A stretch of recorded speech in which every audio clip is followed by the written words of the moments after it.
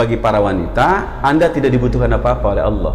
Untuk Allah membimbing Anda supaya bahagia pada saat dipoligami. Hanya satu saja, yakin bahwa syariat ini tidak akan pernah diturunkan kecuali apa? Untuk kebahagiaan manusia. Gitu. Yang penting itu doang, nggak ada yang lain. Nggak perlu neko-neko. Sehingga apa? Tidak perlu berpikir soal suaminya seperti apa.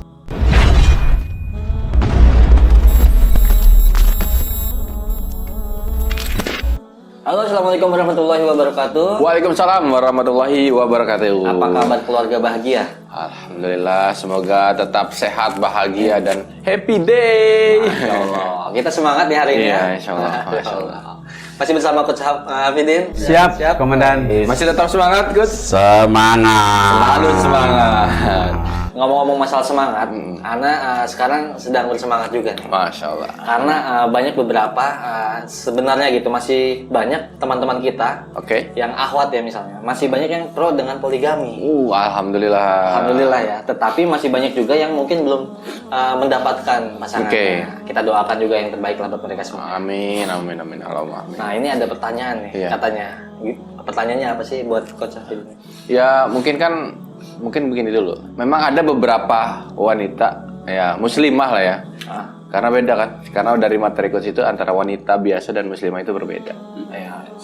Beberapa muslimah yang memang ingin merasakan poligami ya, dalam artian beriman dengan ayat poligami dan ingin mengamalkan gitu.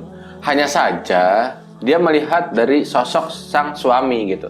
Melihat sosok sang suaminya bahwasanya ternyata visi ukhrawinya kurang. Itu Nah, visi ukhrawinya itu kurang. Nah, dan dia pun akhirnya khawatir tidak sesuai harapan gitu kan. Nanti begitu mengamalkan malah jadi dinamika problematika dalam rumah tangga. Padahal dia mengimani.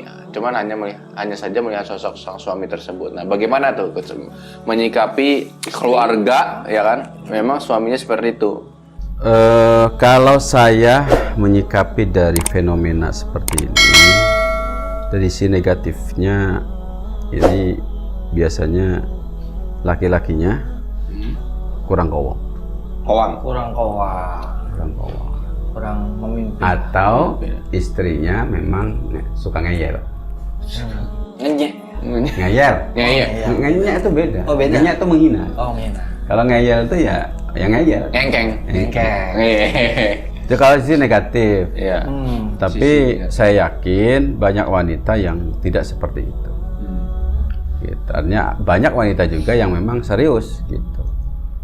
Berharap bahwa poligami yang dilakukan olehnya bersama suaminya itu betul-betul bagus. Cuman realitas gitu, suaminya memang ternyata sisi ukhrawinya kurang.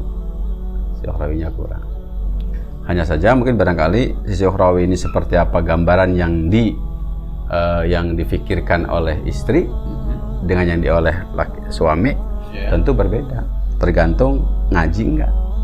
Kalau suaminya enggak ngaji, istrinya ngaji, ujungnya berbeda. Pemahaman ukhrawi itu apa gitu. Tapi kalau dua-duanya ngaji, dua-duanya paham, gurunya sama, bahkan gurunya itu sama. Jadi suami istri ini gurunya sama, mengidolakan ustadz yang sama. Nah tentu kan berarti apa? Pikiran tentang ukhrawinya jelas, gitu, seperti itu. Sehingga mindset tentang ukhrawinya jelas, seperti itu. Nah tapi kalau misalnya kalau itu kan sudah jelas tuh, artinya tidak tinggal diskusi melakukan aktivitas bagaimana supaya kemudian suami lebih berpikir ukhrawi. Kenapa? Standarnya udah sama. Yang problem adalah suaminya nggak ngerti visi ukhrawi itu apa, karena nggak ngaji. Tetapi dia hanya punya berpikir begini, saya yang penting jangan sampai zina. Cukup mencukupi istri. Saya yang penting nggak zina. Sementara libido saya tinggi. Uang ada, kesempatan untuk berbuat maksiat terbuka lebar. Gitu kan? Lebar sekali. Sementara saya punya uang. Kesempatan sering keluar kota ada. Tapi saya tidak mau gitu. Mungkin barangkali sang suami ya bukan seperti seorang yang punya filosofi tentang bahwa kehidupan itu harus selalu bernuansa ukhrawi gitu. Merancang bikin pesantren, merancang sedekah berapa. Nggak ada kayaknya kayak begitu. Hidupnya normal seperti orang biasa, cuman dia punya satu kesadaran. Apa kesadarannya? Saya tidak mau berzina. Sementara sang istrinya sudah mendengarkan ustadz ini, ustadz itu, wah, yang memiliki konsep visi ukhrawi yang luar biasa. Oke, gitu kan. Ini kan problem dalam rumah tangga. Kenapa? Ketimpangan informasi, ketidaksamaan informasi, ketidaksamaan kecenderungan. Gitu loh. Iya. Sementara sang suami cuek bebek saja, tidak begitu biasa membahas soal itu, sementara sang istri berharap seperti ustadznya. Nah, ini juga fenomena loh. Istrinya pengen seperti ustadznya. Bayangkan ada seorang akhwat yang melihat saya berceramah, ingin suaminya seperti saya. Error nggak? Error itu, istri nggak begini. Bisa bentrok setiap hari. Tuh kata itu, kata Coach Hafidin juga begitu tuh. Kamu itu begitu kamu. Coba, ya kan? Error Nah, error luar biasa. Nah, ini problem yang sering terjadi. Problem yang sering terjadi. Untuk itu maka saya siapkan ada 4 pesan, ada 5 pesan yang harus sampai kepada wanita tadi. Masya Allah. Gitu. Ini makanya para wanita yang memang Anda sudah memahami bahwa poligami itu adalah syariat Allah Subhanahu wa taala, maka silakan dengarkan dan simak dengan baik. Gitu. Bisa dimulai? Mungkin bisa ditulis. Iya. Begitu. Oke, yang pertama. Pakai headset biar. Jadikan suami media meningkatkan kualitas ibadah kepada Allah Subhanahu wa taala. Ini yang paling penting. Ilmu Anda setinggi apapun nggak penting kalau Anda tidak menjadikan suami sebagai media untuk meningkatkan ketaatan kepada Allah Subhanahu wa taala. Iya. Karena apa? Ilmu itu berbanding lurus dengan amal. Amalnya seorang istri itu yang terbaik adalah apa? Bagaimana menempatkan suami sebagai apa? Sarana ibadah yang paling terpenting untuk beribadah pada Allah Subhanahu wa taala. Karena apa? Ibaratnya gini, kalau seorang anak laki-laki, totalitas fasilitas ibadah yang paling dekat dengan ridha Allah adalah ibu dan bapaknya. Berbakti kepada ibu dan bapaknya. Kalau istri? Suami, nggak ada lagi bapaknya. Iya. Makanya apa? Masya Allah. Untuk itu maka coba nih istri yang tadi yang bertanya seperti tadi atau yang punya problem seperti tadi itu, sudah jadikan suami media meningkatkan kualitas ibadah kepada Allah Subhanahu wa taala. Fokusnya ke mana? Ke suami, ke kita, ke istri. Ke istri. Ya. Istri harus berpikir bahwa bagaimana suami menjadi media Ketaatan. Media untuk meningkatkan kualitas ibadah. Contoh, ketika suaminya tidak sabar, berarti apa? Istri kalau pengen meningkat kualitas ibadahnya gimana? Meningkatkan kesabaran dirinya. Kalau suaminya suka marah-marah, kalau dia mau menjadikan suami sebagai media untuk meningkatkan ibadah kepada kualitas ibadah Allah Subhanahu wa taala, maka apa solusinya? Dia harus lebih sabar. Gitu loh. Harus bisa lebih menahan diri. Kalau memang sudah begitu. Masya Allah. Poin pertama ini sangat penting. Ya. Kalau di poin pertama gagal, maka otomatis seluruhnya akan gagal. Ini poin pertama. Makanya apa? Jadi kalau Anda ingin mendapatkan kebahagiaan dalam seluruh urusan rumah tangga, maka kuncinya itu. Jadikan suami media meningkatkan kualitas ibadah kepada Allah Subhanahu wa taala. Masya Allah, luar biasa. Itu harus begitu. Sehingga apapun kondisi suami nggak penting. Yang penting ibadah. Kualitas ibadah naik. Gitu loh. Suaminya ternyata kurang taat kepada Allah, ya sudah. Karena fokusnya bukan pada suami, fokusnya pada bagaimana sikap kita kepada suami yang kurang taat beribadah. Supaya apa? Tidak ikut durhaka kepada suami. Kan penting loh, seperti itu. Contohnya, suami itu kalau disinggung soal sholatnya telat-telat, dia bisa marah. Loh, serius loh, marahnya suami kepada istri itu bukan masalah. Gitu. Makanya apa?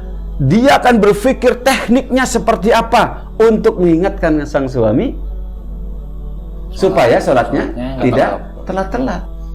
Bukan kemudian dia sontoyo langsung bilang, kamu itu sebagai laki-laki harusnya ngasih contoh kepada saya untuk sholat tepat waktu. Wah, nggak bisa begitu. Itu namanya apa? Tidak menjadikan suami sebagai media untuk meningkatkan ibadah pada Allah SWT. Bukan, itu namanya nuntut. Iya. Tapi kalau suami istri yang misalnya betul-betul misalnya sudah paham, kan ini berarti dia merasa sudah paham nih. Dia merasa sudah paham ukhrawi itu seperti apa. Harusnya begitu dia. Oh, suamiku ternyata jarang berbicara soal ukhrawi. Coba saya pahami.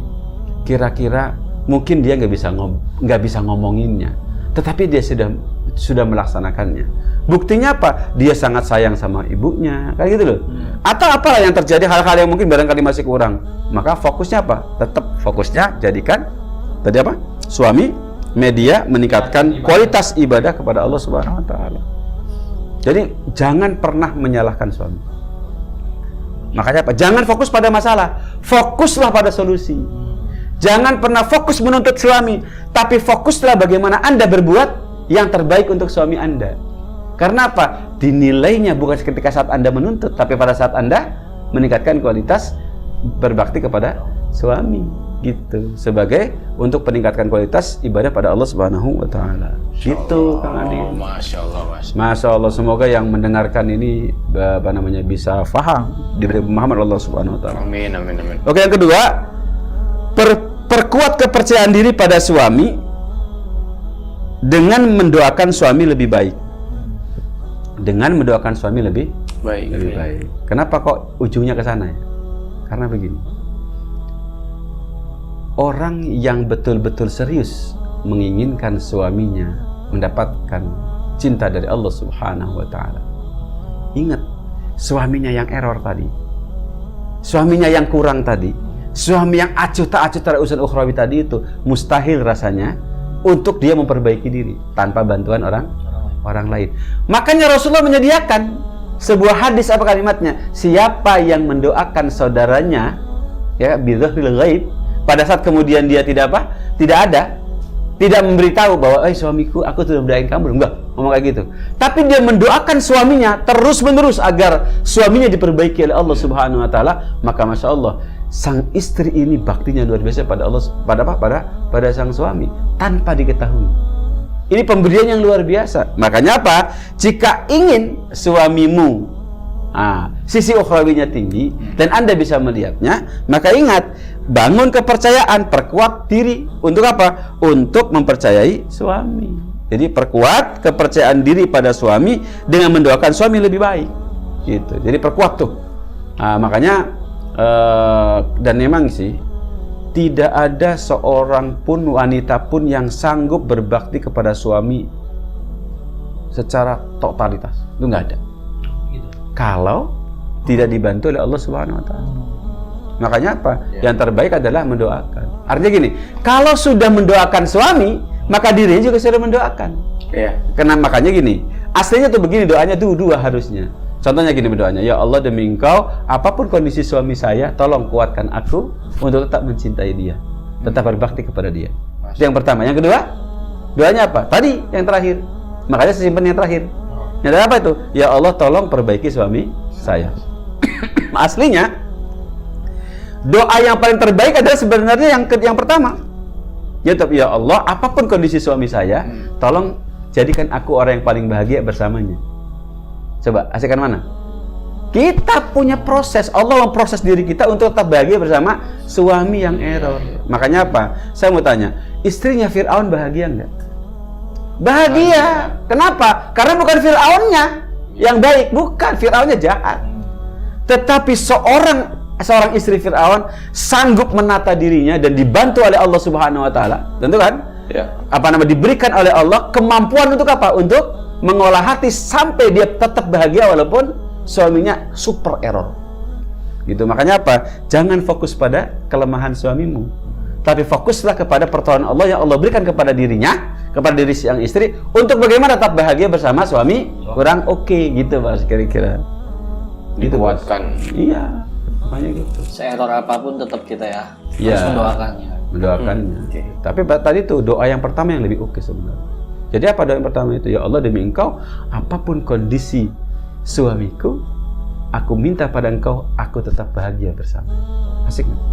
Asik banget. Asik banget. Karena apa? Allah yang proses kita, bukan orang lain. Kenapa? Nggak penting suami itu baik atau buruk. Yang terpenting kita bahagia. Bahagia itu dari diri sendiri. Dan tidak ada orang yang bisa menguasai dirinya sendiri kecuali Allah Subhanahu seluruh aktivitas istri relevan dengan mendapatkan ridho suami.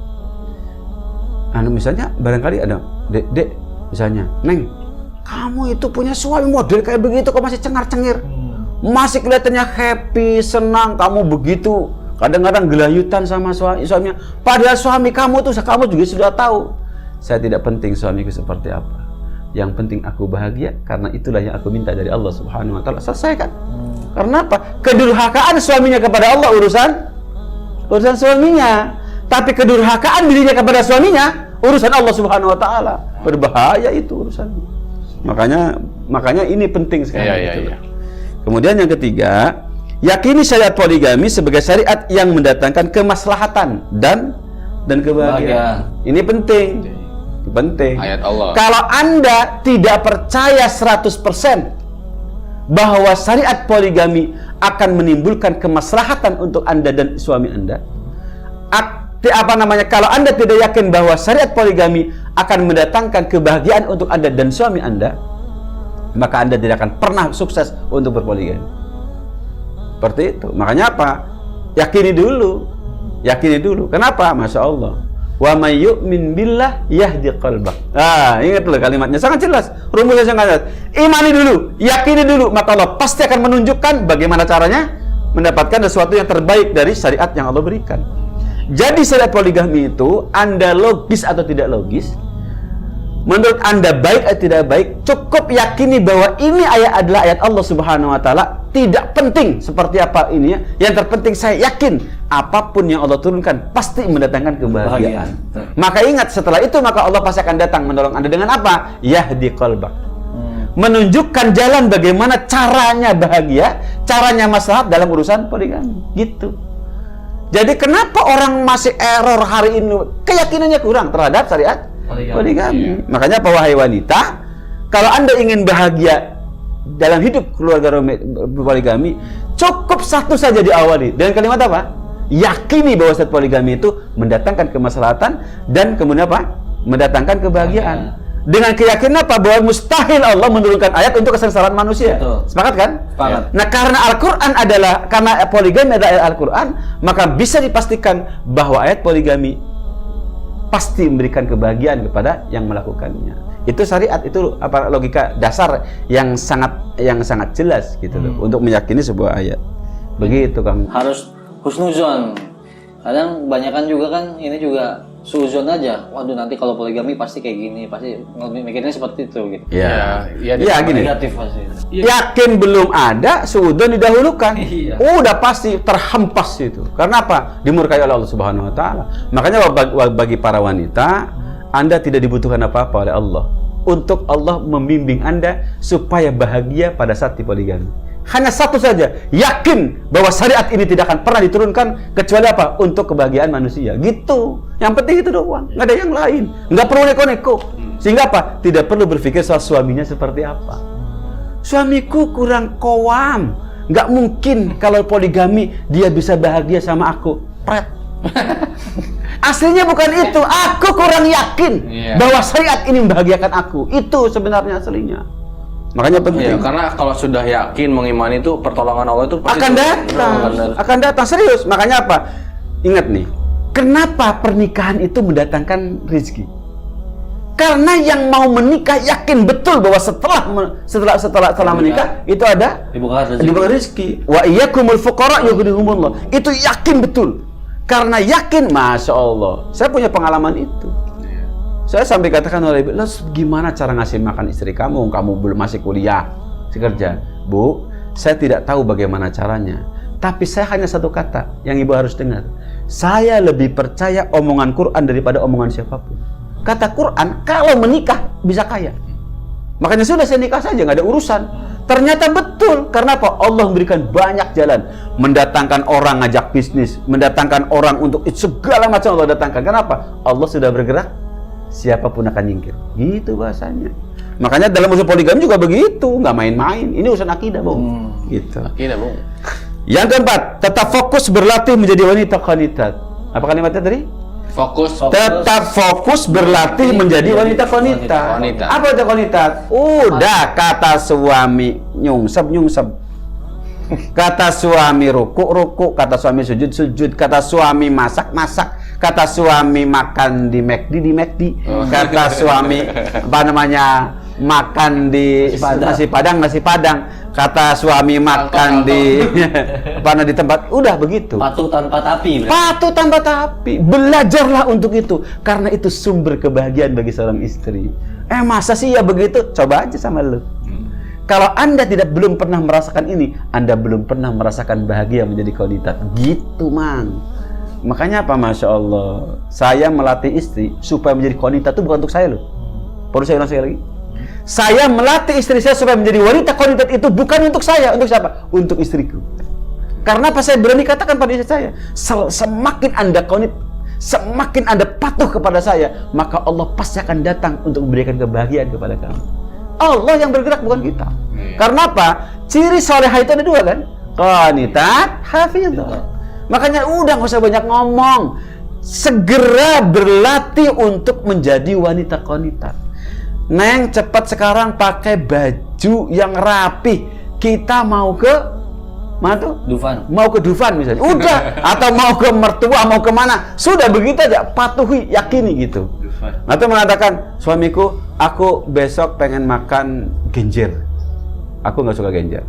Suka aku kacang merah. Masa kacang merah? Siap suamiku. Dengan bahagia aku laksanakan. Selesai itu urusannya. Dia bahagia. Lahap makan apa? Makan kacang merah. Gitu, sayur kacang merah. Keberkahan Allah turun. Keberkahan Allah turun. Kenapa? Karena memenuhi keinginan Allah. Apa keinginan Allah? Wanita solehat cirinya dua. Qanitat dan hafizat. Jadi siapa yang mau fokus untuk apa? Qanit, melatih dirinya supaya qanit, patuh tanpa tapi. Wah, luar biasa bahasa ini, mantap anjing. Masya Allah. Patuh taat tanpa patuh tanpa tapi. Luar biasa itu. Jadi yang kelima sekarang ya, yakin bahwa Allah sangat mencintai Anda dan suami Anda sampai sesurga. Penting nih, Mas. Kadang-kadang ada seorang istri tidak yakin bahwa Allah mencintai dia dan mencintai suaminya. Bahkan ada yang tidak yakin bahwa pernikahannya tidak disukai oleh Allah Subhanahu wa taala. Wassalam itu. Akhirnya apa? Berantakan keluarga, tidak bahagia. Padahal kata Allah apa?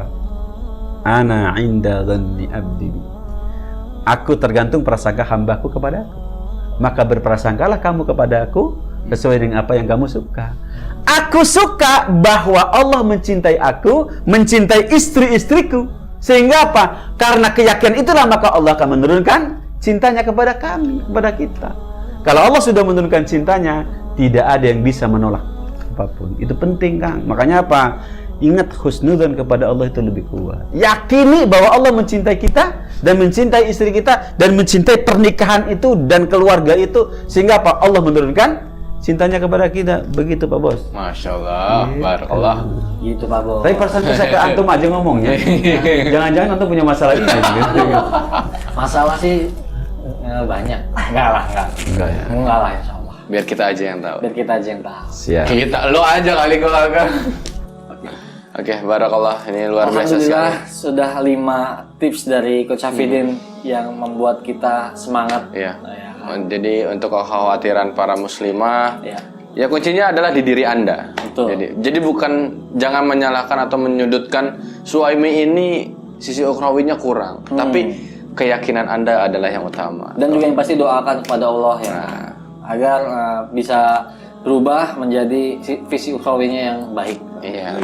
Lebih baik lagi, dan lebih baik lagi seperti itu. Dan juga menjadi muslimah yang baik itu ada 2 tadi ya. Apa aja? Qanit dan hafizah. Masya Allah. Sudah hafal ya.